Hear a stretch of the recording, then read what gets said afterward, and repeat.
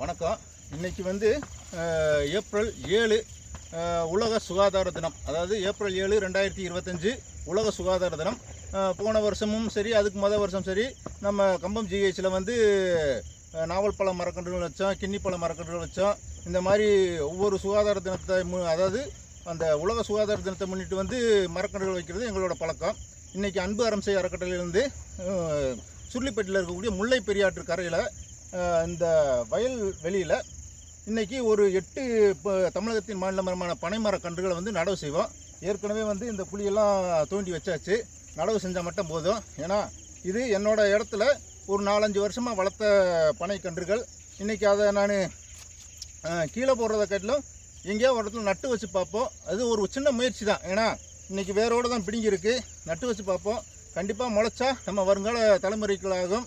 அதேமாதிரி இந்த வயலுக்கு வந்து வேலியாகவும் அமையும், மண்ணரிப்பை தடுக்குங்கிறதுக்காக தான் இந்த மாதிரியான ஒரு செயலில் பனை மரக்கன்றுகளை நடவு செய்வோம். ஏன்னா பனை விதைகளை வந்து ஒரு 8,00,000 8,000 விதைகளுக்கு மேலே நடவு செஞ்சாச்சு. இன்றைக்கி பனை கன்றுகளாக நடவு செய்வோம். வாங்க போகலாம்.